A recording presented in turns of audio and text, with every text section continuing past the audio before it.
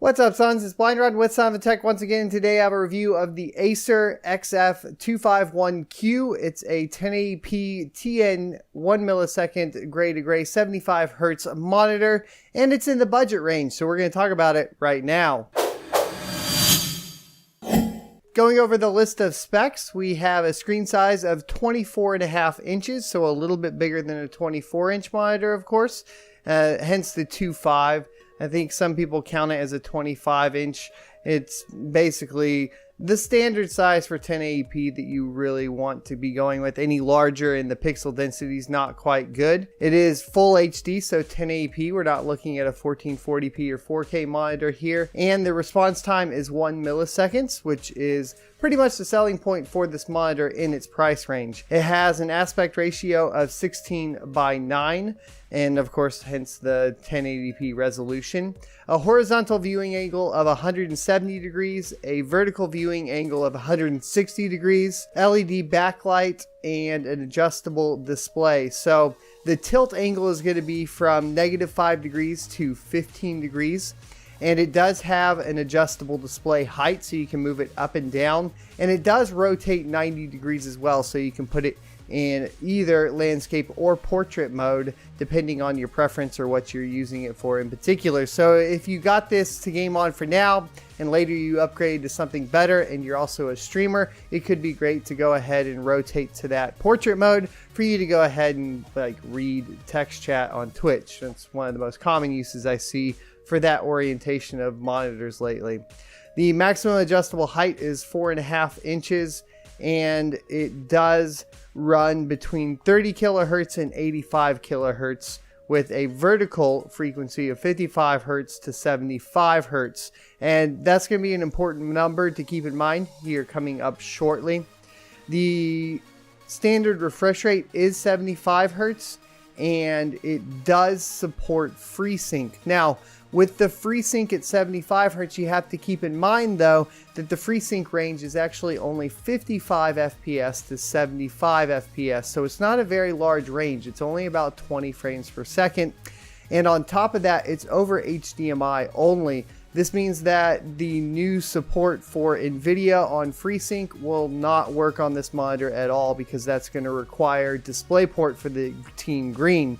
So really what you're looking at here is a Radeon GPU budget monitor, and that's a little unfortunate. I wish it had either a DisplayPort, well, not either a DisplayPort. I would just wish it had a DisplayPort as an option, which it does not have. Now, audio-wise, it has two 2-watt speakers. They're sufficient, but you're going to want to be using headphones most of the time or another external speaker source.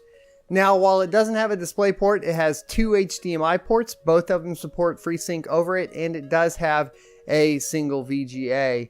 Also, to keep in mind here, what's great about having the two HDMI ports is you could keep your Xbox FreeSync supported Xbox, there you go, connected as well as your gaming PC. It does have a headphone port, so you can use that and not have to go straight to something like your actual PC itself, so you can keep your headphones a little bit closer to you if you are still on wired headphones. Now, on the power, it has a max TDP of 26.6 watts. However, under load, we recorded with the kilowatt, it only using about 9.7 to 10 watts. Very, very power efficient, and I think, you know, I like to record that just in case you guys are curious. VESA mount, it does support. It's 100 by 100 standard, but it is basically recessed in because of the way they have their stand configured mechanically. So when you take that off, you'll actually see there's a gap.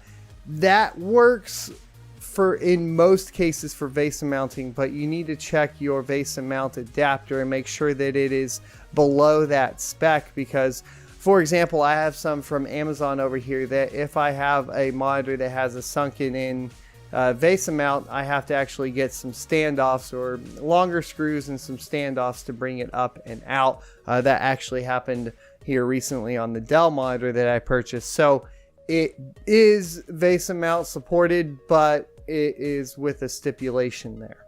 Now, as far as aesthetic, you're going to have pretty thin bezels with a thicker bezel down on the bottom that includes the Acer logo. It's like a brushed aluminum kind of feel on the front.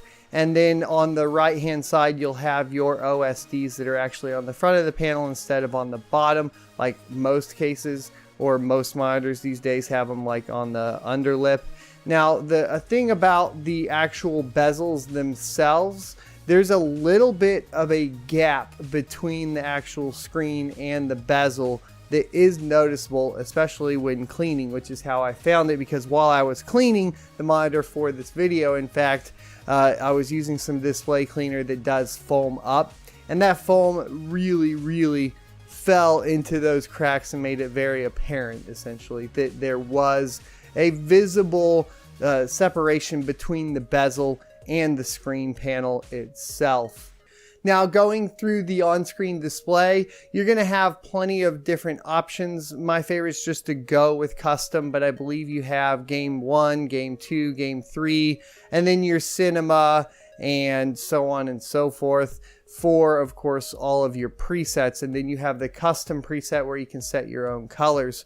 For me in particular, I really wanted to set this to play around with the overdrive, which I couldn't get working. Every time I selected it, there was no button to move it off of normal.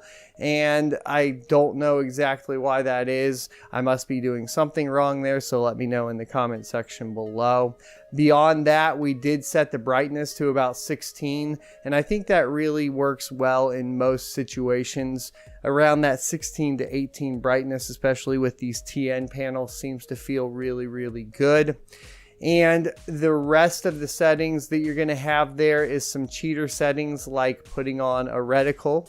You dirty bastards, only use that in single player. Included in the box, you have a VGA cable, an HDMI cable, and a power cord, so you don't have to worry about any of the connectivity. All of the connectivity that is advertised, the monitor supports. It also comes with a cable, which is very welcome.